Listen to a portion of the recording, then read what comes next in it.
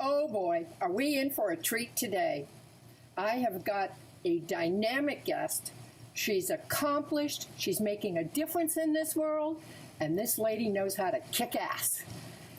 Erin Mahoney is the CEO and founder of Girl Power Go. She's a best-selling author, a motivational speaker, and she's a veteran. Erin has over 29 years of experience in health and fitness industry while serving in the United States Air Force. She's a best-selling author of Girl Power Go and the Girl Power Program. She's a certified personal trainer, group fitness instructor, and specialized certifications in yoga and kickboxing. She's also studied meditation and relaxation at the University of Massachusetts Medical Center. But what I really love about this woman is that she's the CEO of the company Girl Power Go, and it's empowering young women everywhere, and their mothers too.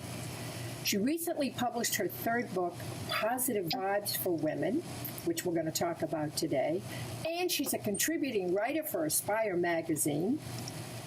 What Erin loves to do is inspire people to dream big, to live a life with positive impact, and she loves helping them get there.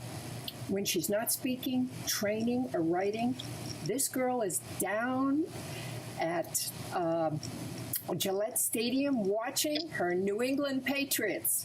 So, Erin, it's an honor to have you on today. Thank you so much, Mel. What an introduction. Wow. Sometimes you look back and say, how did we get here? Yeah, right? You're a fun lady. You've got a lot going on. But what I love about your work is that you're starting with young girls. Because if we can plant the proper seeds in young girls, that means they're going to grow up and have a life where they live with confidence. They know their worth, and that's so important because let me tell you, I didn't have any growing up, and I really didn't find myself until I was 40 years old. So what you do is so important. Well, thank you. And a little quote about you here from your book, and then we're going to get right into this. Pain is pain, but suffering is the avoidance of pain. When we avoid the pain and we don't move through or heal it, we just continue to suffer. And I know you have a backstory that's had some challenges. So let's start there. What's kind of inspired your work? And then we're going to get right into the book. All right, fantastic. And thank you so much. You know, this platform is really what I, want to do. I want to reach more people, more young girls and more women. And I think like you, I also didn't really find myself and understand my self-worth until I was an adult in my 40s, really, and so the path and the journey is long. And I think that there were a lot of things that happened to me personally. My mom was an incredibly strong human being. She was a single mom to my sister and I from the time that I was 2 and my sister was 5. My dad lived in the same town as us, was a great coach to a lot of people, but not a great father. And so I think that we don't want those things to affect us later in life, but of course they do. And my company really started because of a need. And so, I had my niece was really struggling with, she was shy and some girls were picking on her. And I needed to find a way to help her to be brave and courageous while still being loving and kind. And so through all of that discovery and just kind of practicing loving kindness and sharing that mission, it grew and grew and grew until now I never thought that I'd write a book. I really couldn't read when I was in the first grade, really struggled. My mom used to drag me to a program. My older sister recently told me she remembers me crying. And, I think I blocked some of that out. But I felt stupid and ashamed and embarrassed. And now I know as I speak to people, hundreds, thousands of people feel this way. And so when we can share that and say, those things don't have to hold you back. I want to teach people to crush fear, to dream big, huge, crazy dreams. That I teach girls if it makes you feel like you have butterflies or almost sick to your stomach, go there. because that's where all the good stuff lies. And so it's just really been so fun, and seeing transformation. I do something that was from that reading class. They had me draw a self-portrait when I first went into this program. It was about probably a 10-week program, and then I did one at the end. And so I've incorporated that into my youth programs, and girls draw themselves the size of a raisin when they come, and then at the end, their head doesn't fit on the page. They draw their braces. And I mean, there's no denying that that's transformation. They feel bigger and brighter than when they arrived. Oh. And that's awesome, Absolutely. And women too. We're all girls. I had the same struggle as you did as a kid. I had trouble reading, and I had to go to remedial reading classes, and I felt stupid. And right. and then that made me afraid to speak up in a class, to stand up and answer things, and it just compounded and compounded and compounded. So again, for me to write a book, and now I'm writing number 2, and I've been in several others, it's like, whoa, baby, where did all that come from? Right. Well, it comes from the drive and from the heart and the belief. I think for me that I needed to say I am enough, that I am not stupid, and I am just as worthy as anybody else for success. I just need to believe in myself, and maybe I need to work a little harder. Maybe I need to take my time a little bit more. Maybe I need to proofread. Now we have these things. I laugh and I say sometimes I wrote some great books. I'm so proud of my books.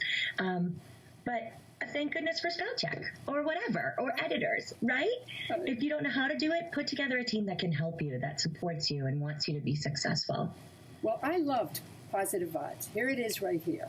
Thank you. What I loved about this, that it had a very unique approach. The 6 powers of you. Oh, no. Yeah, I loved it.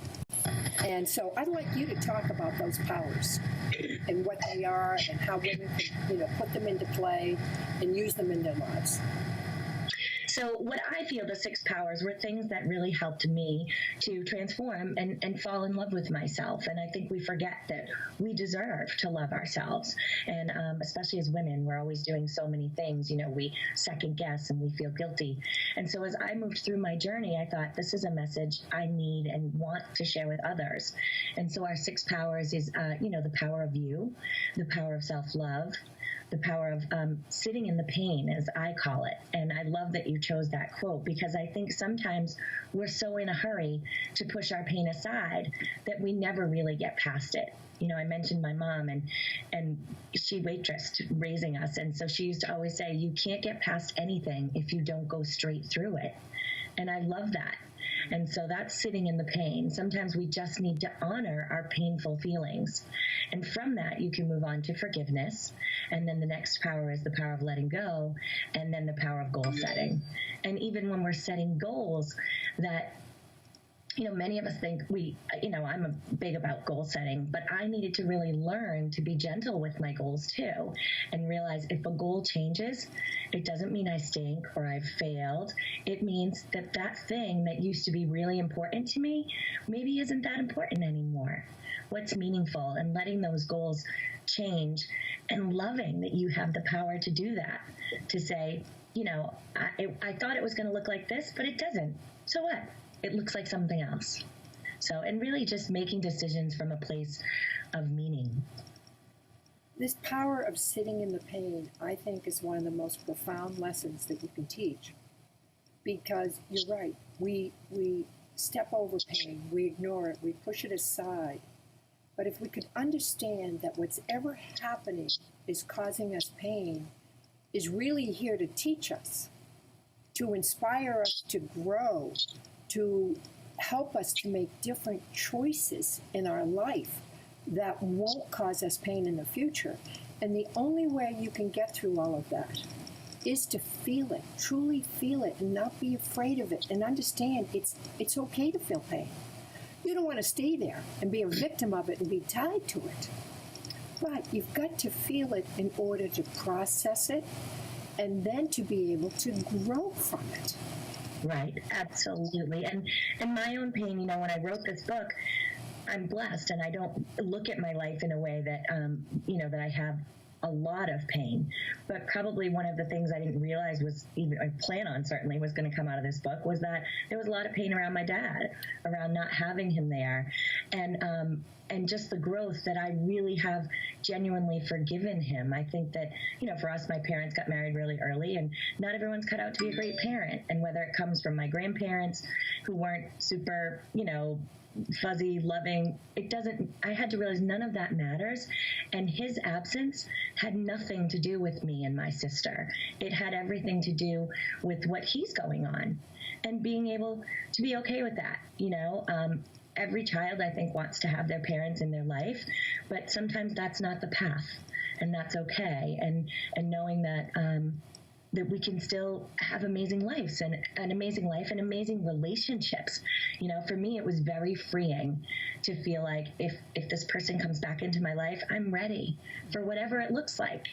One conversation every 10 years or nothing, or growing back into that. But it's so powerful for us to let go of things that have hurt us, and having that awareness that it doesn't mean I'm a doormat either. Right. It just means I'm okay with you and we're different. It sounds like you've gotten yourself to a place of unconditional love for this man. And this is the topic of the book I'm writing right now, Broken Open, is that the painful experiences can take us to the gateway of unconditional love if we allow the pain, if we feel it, if we work with it as a lesson. And that's exactly what you did. You're in a place of peace with him. I'm so peaceful with him, and I feel like, it's helped me with all of my relationships, which is kind of ironic, right? Because this was such a pain point, and I had to face that writing this book. And like I said, I don't even think I realized it. But gosh, it was so healing. And then talking about letting go, and even you have to let yourself off the hook. You have to forgive and love you before you can completely do that for others, right? I can't wait to read your book because I'm sure it's fabulous, and I love that title. It really is about breaking it open and saying, I'm going to have this open, forgiving heart, and it just, I think then you attract all of that too.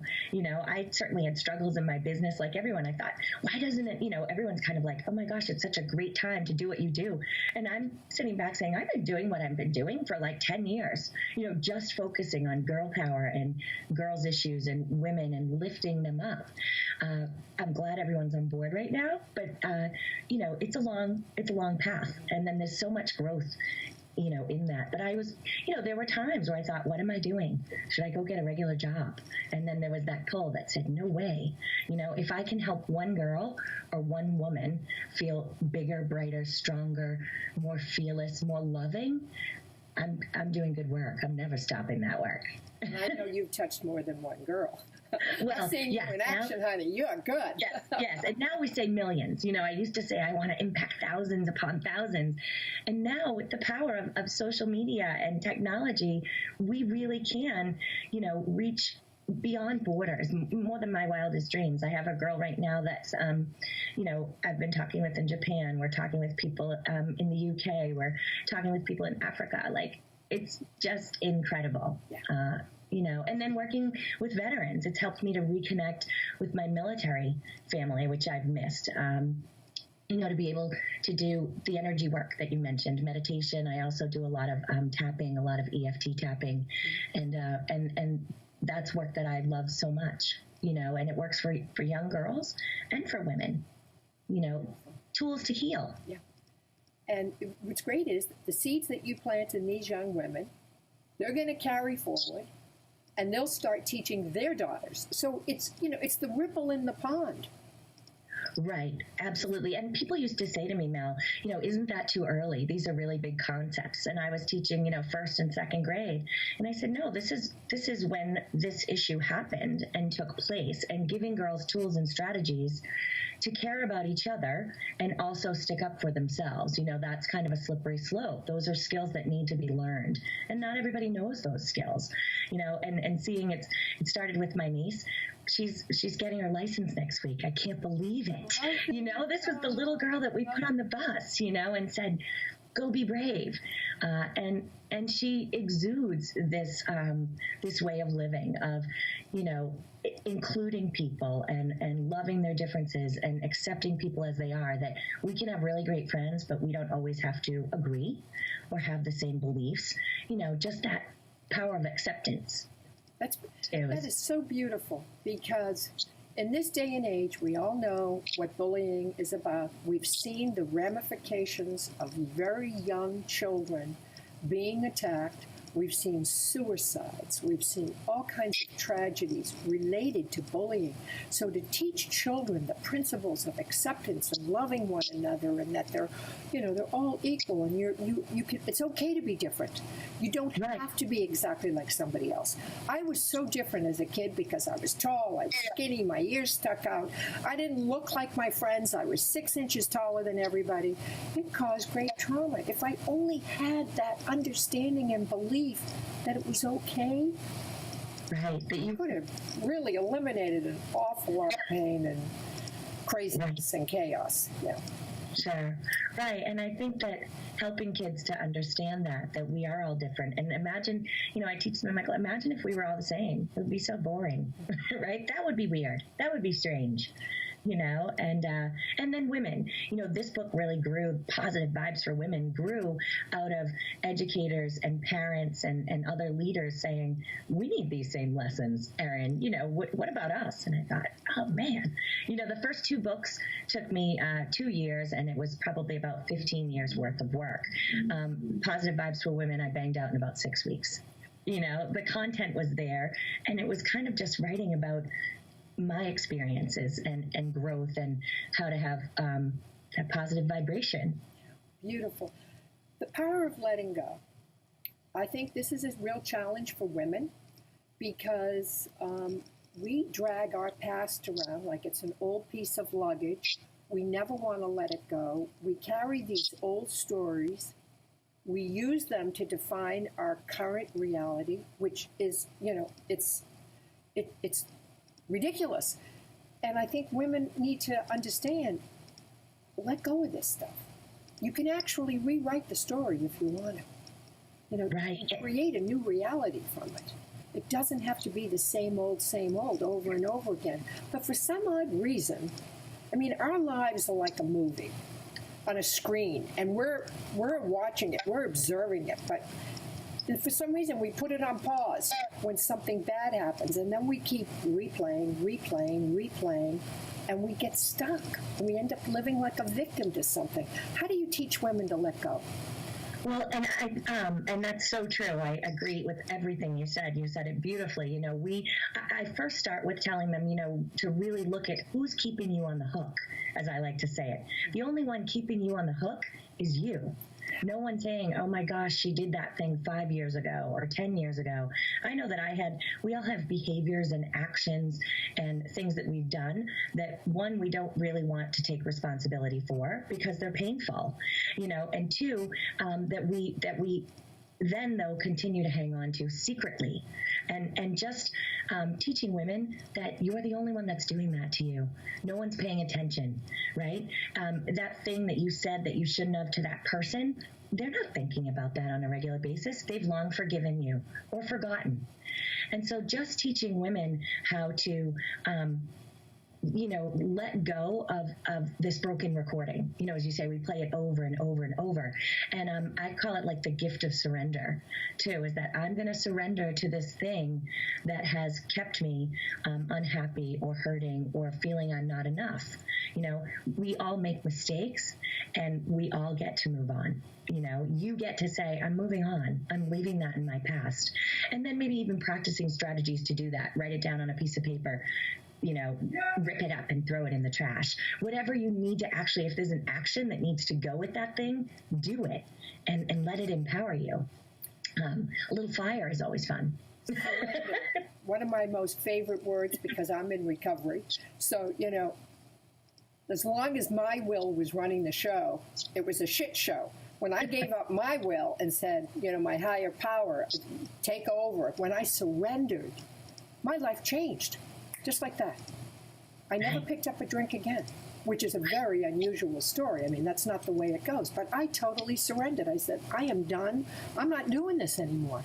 And if women could just learn to surrender, what happens is when we do that, all of a sudden, all these options open up for us.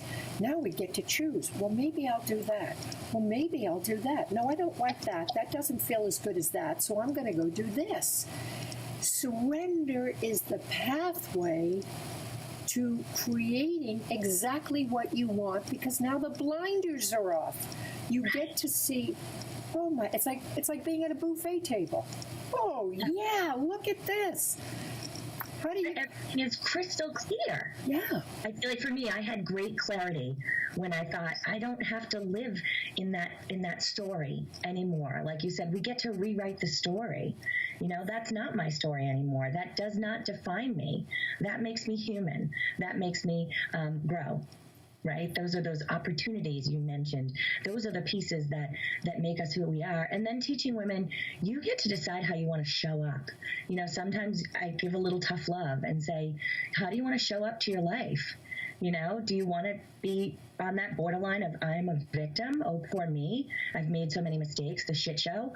Or do you want to say, I'm a powerhouse and I'm not playing that anymore, and that story is over. You know, I'm here to do great things. I believe all people have the power to do incredible things. So, once women surrender, they let go of all the crap. Now they're going to have to take action. And I think this is where the goal setting comes in. How do you inspire women to start to take action, to have the confidence to take action and take new steps, new ways of living life? I think some of the biggest ways are to, first of all, I push them right out of their comfort zone. You know, I help them to start, I feel like a daily positive practice is super important. So how's the new way that we're going to talk to ourselves? That it's not going to be, I can't anymore, or I'm not enough. It's going to be, I am worthy, I am healthy, I am safe, I am strong, I am powerful. You know, and maybe give them 5 statements when a nice little trick to help people to get into that space when they can't think of anything, as you know, surprisingly as that may sound to some women, to others it's very relatable that they can't think of one nice thing to say to themselves. And so I ask them to think of someone that they deeply love, whether it's their children or their partner or their spouse. Write 5 things about them that you know to be true, and then I say, those are yours. They're true about you too. So start with a positive daily practice, and then whatever makes you feel the most uncomfortable, those are the goals we want to set. That's the stuff I want you to go for. And then helping them to peel away what the fear is and seeing that fear isn't real. It's in our head. And so there's no need to be afraid, you know, and it's okay to feel nervous, but don't get stuck in fear. You know, push through, and then decide how meaningful the goal is and look at them often, because those goals can be changing, especially in the beginning. You know, what we think we want and what we think is going to make us happy may not be even close, you know. I love your take on fear. It's exactly in alignment with what I teach. Fear is something we manufacture. It doesn't exist. Fear is our personal perception of what's happening out there that creates that discomfort. It's manufactured. So change obviously is a scary thing. Anytime we're going to change, we're going to do something new, it's frightening. And to empower these women with the fact that move through the fear, feel it anyways, understand it's something you're creating, and if you get on the other side of that, now you get to pick and choose what feels good. And at first, those decisions may be the right ones, and then you may find out, no, that's not quite right. This would feel better, which is so much about the law of attraction and bringing what we want into our lives. So once they've gone through your process and they've done the letting go and the power of goal setting, how do you keep them in that place of positivity so that they don't start slipping back to their old ways, girl? Right. Well, and that's a tricky one, and we have all strategies for that. The key, this book, I wanted to actually be a really sweet book that ladies, my vision was that they put it in their purse, and when they need a little pick-me-up, they read it. And there are a few little worksheets in there even. Awesome. I talk about journaling, and I talk about tapping, and my hope is that by the end of the read, or any things that they do with us, that they have the tools that, they're identifying and seeing their triggers. That's the first piece, is to notice that heightened awareness. And then what can I do to bring myself back? I see you, and I'm not going to give you any of my energy, right? I'm not going to feed into that piece. It's funny, I share the definition of fear in one of my classes. It's called Discover the Badass Within. She's dying to get out. And I love that one. And we talk about fear. If you look up the definition, it says it is the belief that something dangerous or hurtful is going to happen. So if you don't allow yourself to be in that belief, that's it. The fear is just your thought of it, right? And so just helping them to have that heightened awareness, notice their triggers, and then say, I'm going to change this. This is where I get to change the story. I used to react this way. I used to feel guilt. I used to second guess. I used to say I wasn't enough. I'm not playing that way anymore. I am enough. I'm worthy. I see you. We're not doing that dance. I sometimes talk about the dance. We dance with people or we don't. We dance with food or we don't. There's all these things, and saying, am I doing the dance? Does this feel really good to me? Am I in a movement where I feel comfortable, or do I feel restricted? Do I feel anxious? Your body lets you know. It's a magnificent, way to kind of recalibrate, and gain perspective, is to just listen to what you're feeling. And then those gifts of, I might need to meditate for a few minutes. I might need to tap. I might need to write down some positive affirmations, because I see that thing that wants me to get off track. Our bodies are the best barometers we were ever given as to what we should and should not do. Absolutely. And the physical, I've had situations before where you feel so nervous, you break out in hives, right? We see that, you're like blotchy, or whatever. That's just a personal experience. And so clearly my body is saying, don't go into this space. This is not good for you. Right? And then I start tapping. So I think that is giving them, an array of different ways to love themselves. If it's yoga, meditation, and knowing I can take this time for me. I need this time. I deserve this. Treating themselves in this new way. Beautiful.